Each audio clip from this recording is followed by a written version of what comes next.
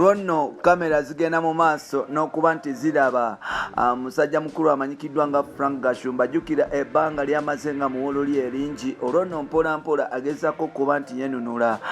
Bamulabye nga mpola mpola yeebomba agezaako okuba nti bayingira akafunda ne mukyala w'omugenzi amanyikiddwa nga Sheikh Nuh Muzata.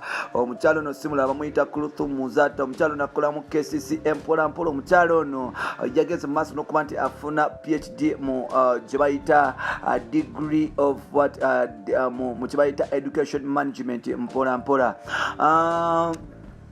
Jjukira nti ebigambo bingi obaoliawo ebibadde byogerwa ku mukyalo ono nga kitebereza n'okuba nti obaoliawo abafamire batandika okumususuubya okuba nti avaako obaoliawo oluku olwa muganda waabwe mutabanyi waabwe ko gatatata waabwe okuba nti ava mu bulamu bw'ensi eno nga bamulumiriza nti nno yatandika okulagana n'abalabe bamuzata okugezaako okuba nti obaoliawo bamulumya mpola mpola ku lusumu. Ekintu kyagamba nti kikyamu ddala era nga yagenda mu maaso n'okuba nti abyewa kana mpola mpola. Yadde nga no wiiki amawulire gavaayo galaganga ku lusumu bw'abadde agenda mu maaso n'okuba nti waliwo enkolagana gye balina ne musajja mukulu amanyikiddwa nga Isma Olex oba Success oba Olex.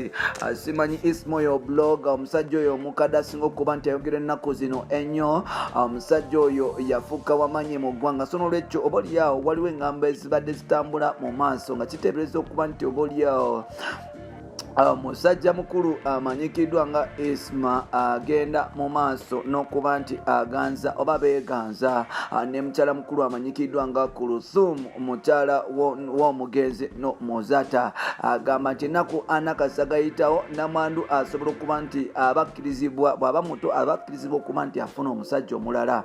So n'olwekyo Isma yavuddeyo ng'ali ku Urban TV n'atutegeeza nga bw'ali mu system eno mpola mpola newankubadde ng'ate twasobodde okuba nti tulinnya akagere ku kagere. Amawulire agavaayo ag'omunkubo galaga waliwo bannamawulire abasobodde okuba nti batambula nga balinnya basuula enkesi kigere ku kigere kono omukyala amanyikiddwa nga Kulthum Muzata oba Nawunya something like that, nti bagenze mu maaso n'okuba nti basuula enkesi naye ng'ate yes Kulthum Nabunya basobodde okuba nti bamusuulira enkesi era nga byagenze okogwa nga tulaba musajja mukulu amanyikiddwa nga Frank Gashumba obaoliawo yagenda mu maaso n'okuba nti anyiga etooke. Simanyi oba anyiga myera oba ntogona oba anyiga ki naye nga etooke lya Kulthum kitebereza okuba nti obaoliawo yagenda mu maaso n'okuba nti alinyiga mpola mpola.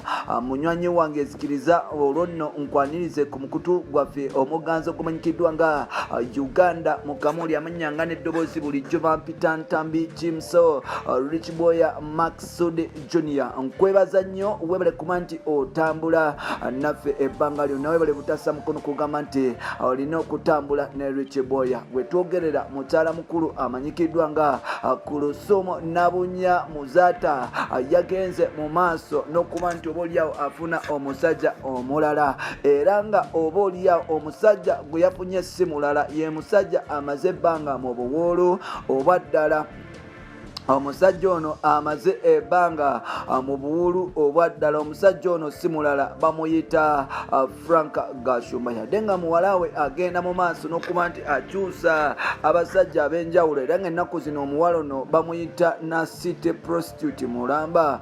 Muwalawe ono bamuyita Shera Gashumba Carol. Agenda mu maaso n'okuba nti akyusa abasajja ng'akyusa engoye.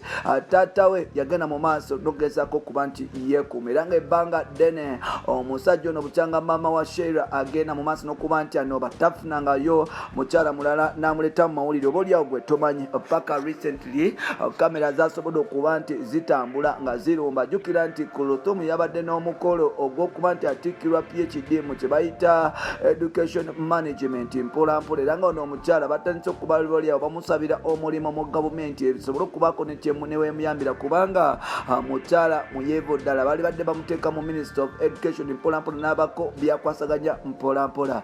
Wano nno wabaddewo abantu bangi wabula abalala basobodde okuba nti bavaawo era nga mu kuba nti basobola okuba nti bavaawo waliwo omusajja eyasobodde okuba nti alemerawo. Omusajja ono si mulala bamuyita Frank Gashumba era nga mu kulemerawo Frank yasobodde okuba nti akweka mbu emmotoka ye ne bagitwala mu garage ne bagikweka obaolyawo Amoroka eno nyimpi ekika kya Benz basobodde okuba nti bagikweka mu nnyumba oba mu garage yabadde egendamu bulungi.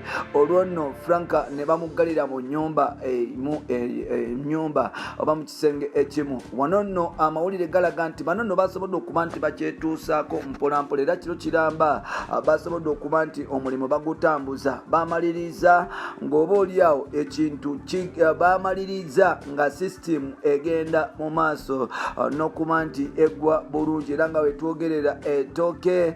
Musajja mukulu amanyikiddwa nga Frank Gashumba yamazidde okuba nti agatokosa kulutumu yagalidde malamba mpolampola nga talina gasuula era nga wetwogerera kapo yeno kapo empya egenda mu maaso n'oba oliawo okuba nti etambuza mu kibuga Kampala mpolampola. Awo nno tubagaliza birungi byereere nsuubira tunaddamu okuba ntuwuliziganya mu episode yaffe eddako. Bye bye for now. Oba Peter Ntambi Jimso.